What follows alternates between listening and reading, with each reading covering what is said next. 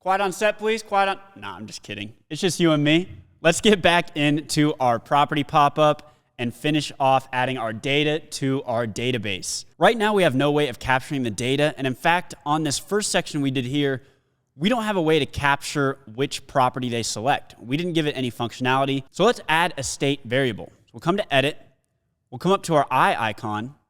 We'll add a new custom state. We'll call this property type. And then for the state type, we can, of course, select property type.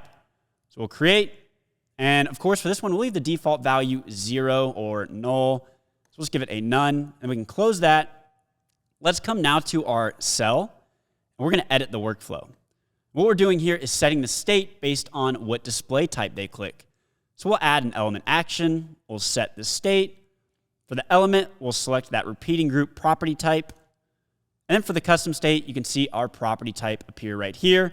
For the value, we want that current cell's property type. So let's do that. Let's get the current cell's property type. We'll select the display. And that's all we... Oh, a red error. How do we fix this? We'll go to issues. So right now, the value should be property type, but it is text. So how do we fix that? Well, let's actually go and switch our property type to text. Come back to our design, go to parent group. We'll go back up to our state. And for the property type, just change this to text, and that should solve our issue. So you come back to our workflow, edit workflow. You can see it now highlights blue, and that's exactly what we want. Again, you're going to be running into these errors too, so it's important we debug these together as much as we can. Exit that. And then what do we need to do now? Well, we need to display that state variable. We've done that before, so let's do that. So let's come and grab a group, and we'll just drag it right below that repeating group. And inside, of course, we're going to put our text boxes. Just drag a text in there, copy and paste those. And then let's format this really quick. So right now it is pushing all the way, well, it's all sorts of messed up, but let's fix everything. Let's go to layout, and let's go, instead of fixed, we want it row. So the elements inside are going to be in a row, but this is in column. Remember that the parent group is column, this group is row, and that's kind of how that parent tree works. Again, so let's fix this. Let's align it, and then let's give it inside the space between. Let's give it a vertical alignment. So we need to push these elements down. Let's give it a vertical of center, center. Let's make this one a label. So for instance, your property type, or let's say selected property type. Property type. Now we need to display our state variable. So we'll come to our text box, we'll edit, and insert dynamic data, and we need to pull it from this repeating group here. So scroll down till you find that element. Say repeating group property type, that's what we want. And then you can see our custom state right here, which is property type. And then we can leave it like that, and it should display whatever we select. Now, one other thing to note is when we preview this, let's go ahead and do that. We'll unselect this. We'll just see if what we just did works. So we'll add a new property. We'll click on the title, and you can see looks kind of ugly, but whatever. We have house, apartment. You can see it's displaying correctly, and that's exactly what we want.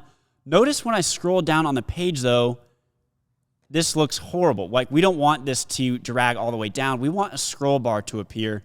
So let's go think about how we can add that and see how that works in Bubble. Let's go back to our editor. We'll come to our parent group, and we'll edit. Now let's go to layout. Right now, we have that minimum height of 2100 pixels. We obviously don't want that. So it's going to, no matter what, it's going to be a 2100 minimum. So let's make that 0. And right now it's fit height to content, meaning it still takes up all of the space. So it's fitting all of the content and taking up all the space necessary to include all those elements. We don't want that. We want to get rid of that. And when we get rid of that, let's watch what happens on Bubble's end. So let's go to preview again. Out of debug mode. Add property, and now you can automatically see the scroll bar, and it looks a lot better than us just scrolling down through the page. So that's exactly what we want. We want users to be able to scroll through this instead of it taking up the whole page. This looks so much cleaner already. You can still select our options here. Everything's still working accordingly, so that's awesome. Let's go ahead and update our database by taking all the user inputs and then pushing them to our database. Let's go to our editor. And let's think about how we do this. So remember, buttons are what dictates all of our workflows, and that's where we need to capture all of these inputs. So we have to scroll down to that button submit. You can no longer see it though, since we fixed that minimum height. So if you want to click the actual button itself, you do have to reopen that min height so you can see it. We'll just come to our workflow and we'll add an event. Now, what are we looking for? Well, we're looking for an element is clicked. So let's find that button. And the button is going to be that button submit property like that. And let's highlight this so we know it is the submit one. Let's do green. So when they submit a property, we need to store all of the information. Now, the first step we're going to make is actually adding those images to our images list. So how do we do that? Well, we need to come and create a new thing. So we'll select create a new thing. And the thing we're selecting is property images. Now, what do we want to do here? Well, let's set another field. And we want to add images. And we're taking those images from that multi-file uploader that we are displaying to the user and adding those to our list. And then we're going to come and select that multi-file uploader's values. So we'll come select multi-file uploader. Then we can select the value, and that's going to add all of our images to our list. And the next thing we're going to want to do is create a new property. So we'll come to our data, we'll create a new thing, and this is where we're going to add everything to our property. You see, if we add all fields, everything populates, and this is where you're going to do a bulk of your database updates. So let's go through all of these because we do need all of this information. So we'll start with AC. Well, what did we do with AC? For AC, we had that checkbox. So what we can do is come and look for a checkbox AC, which we titled so we know what it is, and then we can do is checked. So if it's checked, we're going to update this AC value to whatever is the value associated with that checkbox. Now for address, let's see what we had available. Remember, it was that search box. So let's go and try to find that search box. Scroll all the way down. It should be alphabetically listed. Of course, yes, it is. Search box, property addy, and then we can add that value. So great, that'll be updated.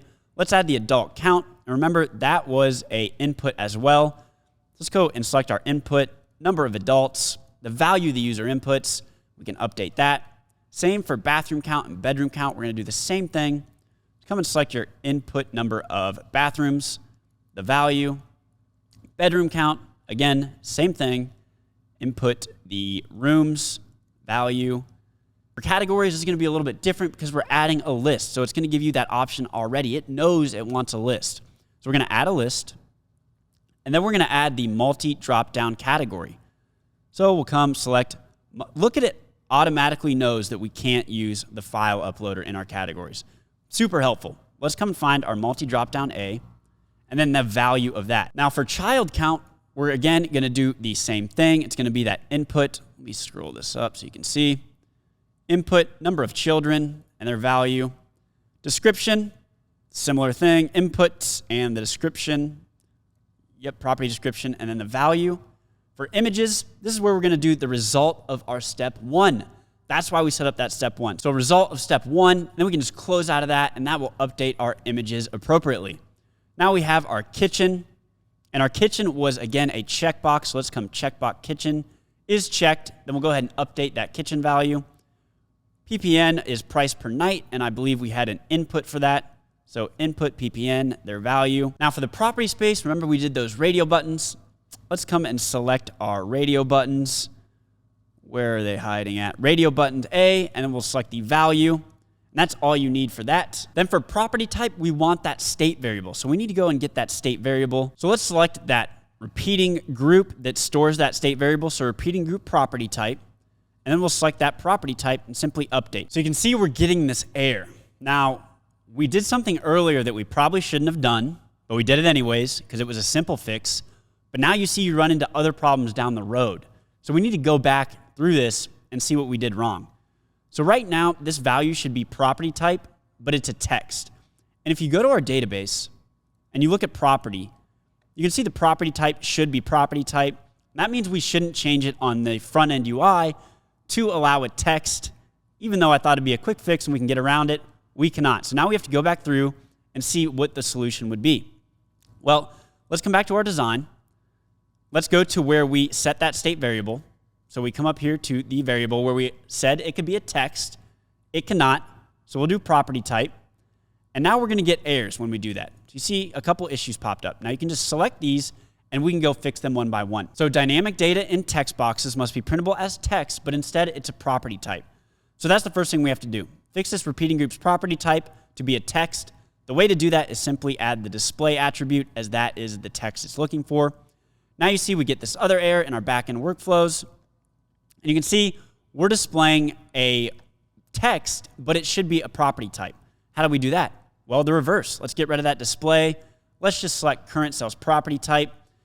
And just like that, we fixed all of our issues. If we go back to where we were updating the property type, you can see it now highlights blue. And that is the importance of not doing workarounds. I still do these myself, and it bites me in the ass every time, just like you saw here. For title, we'll just select our property title, and it's going to be that input property title and the value. For washing machine, I believe that was a checkbox. Let's come and select our checkboxes. For washing machine is checked, and same for Wi-Fi, and that should be everything is checked. Perfect. Now, the next thing that needs to be done is changing the user type. Because remember, by default, they're a guest. When they add a property, they become a host. So we need to update that to reflect. So let's do something. Let's change a thing about a user. So we'll make changes to a thing. So we'll select current user, just like that. And then for the thing we're going to change, we'll add another field. We'll come and we'll select the account type, and we'll equal it to a host. So we want to change their account to a host now that they've listed a property. So let's get off that. It'll display blue, and that is good to go. So let's navigate them to the property page. We'll just go and select our next step, navigate, go to page. Destination is going to be our property page, which we have not made yet. So that is going to be the next thing we make. Stay tuned. In the next lesson, we'll cover how to make the property page, and then I'll show you what data needs to be sent to that property page in order to display it. So don't go anywhere. I'll see you then. Let's build that property page.